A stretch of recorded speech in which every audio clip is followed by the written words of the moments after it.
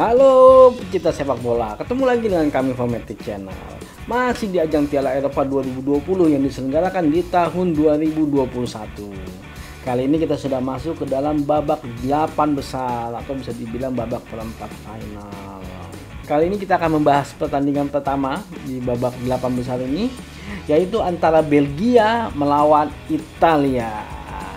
Ya, pada pertandingan kemarin Italia maju ke babak ini setelah mengalahkan Austria dengan skor 2-1. Ya, bisa dibilang Italia cukup kesusahan untuk membobol gawangnya Austria karena mereka belum berhasil di 2 kali 45 menit ya. Akhirnya di perpanjangan waktu Italia berhasil membobolkan gawangnya Austria, walaupun Italia akhirnya clean sheet-nya pun sempat terpecahkan karena Austria berhasil mencetak gol juga. Nah, pertandingan ini berakhir dengan skor 2-1 untuk kemenangan Italia.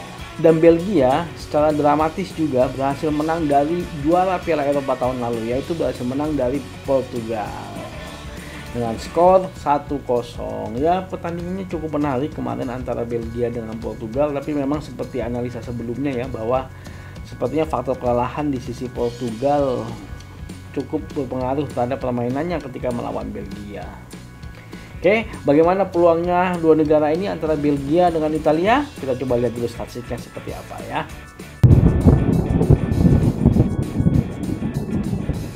Oke, kalau dari 5 pertemuan mereka terakhir bisa dibilang Italia cukup dominan karena Italia berhasil menang 4 kali dan Belgia hanya berhasil menang sekali. Walaupun memang pertemuan mereka itu terakhir di tahun 2016, sudah cukup lama. Sudah hampir 5 tahun, bisa jadi komposisi pemainnya sudah berubah. Dan saat itu Belgia kalah dari Italia dengan skor 0-2. Oke, kita coba lihat tim statistiknya. Oke, kalau per match statistiknya dari 4 pertandingan yang mereka sudah laksanakan ya, sama-sama golnya di angka 2, average golnya. Tapi dalam hal shooting, Italia ternyata lebih unggul karena Italia berhasil melakukan shooting sebanyak 22 kali per pertandingan dan Belgia hanya bisa 10 kali shooting per pertandingan. Oke, bagaimana dengan duel di udara? Ternyata duel di udara Belgia lebih unggul, yaitu di angka 59%, sedangkan Italia hanya di angka 47%. Possession, kalau menurut kami tidak jauh berbeda, Belgia di angka 53% dan Italia di angka 57%-nya, sama-sama saling mendominasi ya di pertandingan mereka ya. Oke, bagaimana dengan passing successful? Tidak jauh beda juga, Italia di angka 88%, sedangkan Belgia di angka 86%. Average rating, tidak jauh beda juga, average ratingnya Italia di angka 7 dan Belgia di angka 6,9. Oke, kita lihat situasional statistiknya. Kalau berdasarkan situasional statistiknya, dari 8 gol yang dicetak oleh Belgia, Belgia mencetak 7 gol dari open play dan 1 gol dari on goal.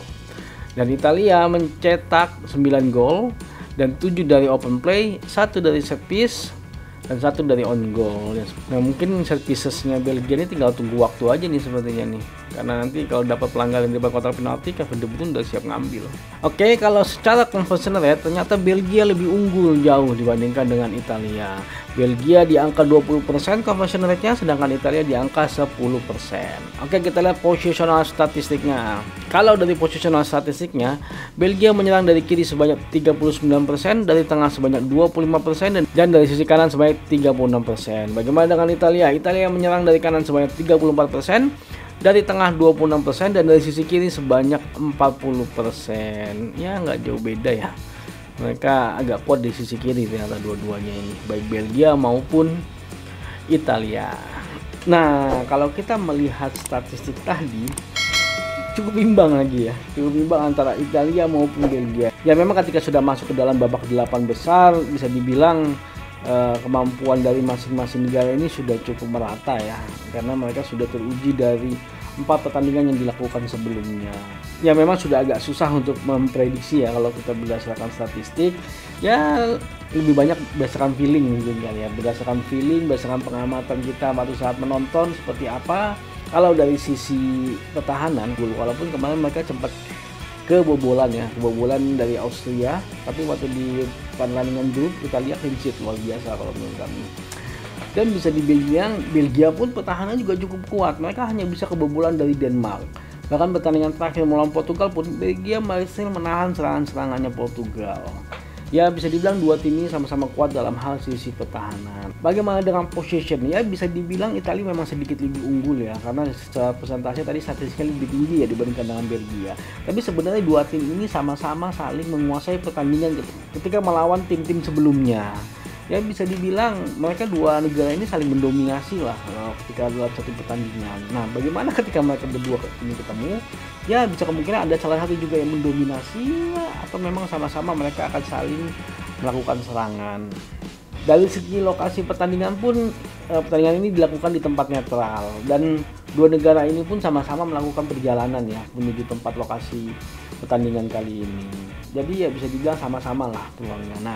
Nah, bagaimana dengan sisi penyerangan? Kalau menurut kami, walaupun dua negara ini sama-sama produktif, tapi menurut kami Italia sedikit lebih unggul dalam hal sisi penyerangan. Italia mempunyai 3 striker di depan, kalau Belgia bisa dibilang hanya mengandalkan satu orang, walaupun dari lini tengahnya cukup membantu ya ke depan Belgia. Tapi untuk Italia dari 3 striker ini pun mereka bisa dibilang lini tengahnya juga cukup membantu, sangat menyuplai bola-bola untuk para striker 3 orang yang ada di depan ini. Dan menurut kami pemain lapis keduanya Italia dalam hal sisi penyerangan cukup mempunyai kemampuan yang sama dengan lapis pertamanya, yaitu ada Federico Chiesa di sana yang bisa dibilang kemarin super sub lah, karena dia berhasil mencetak gol ketika melawan kandang Austria.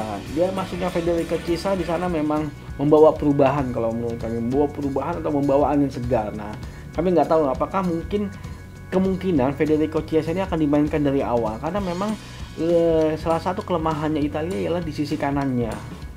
Berardi agak kurang kalau menurut kami. Lebih bagus kalau memang menurut kami Chiesa dipasang di awal. Tetapi kita nggak tahu ya apa faktor dari Mancini. Tapi setidaknya ketika memang Chiesa dimasukkan babak kedua, ini bisa akan membawa perubahan. Apalagi ketika Italia mengalami kebuntuan, tidak bisa mencetak gol.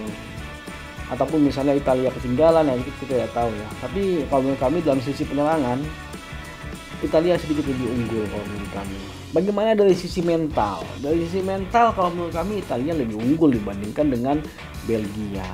Italia yang sudah teruji di Piala Dunia, sudah teruji di Piala Eropa, ya auranya beda dengan pemain Belgia yang bisa dibilang belum pernah mendapatkan gelar.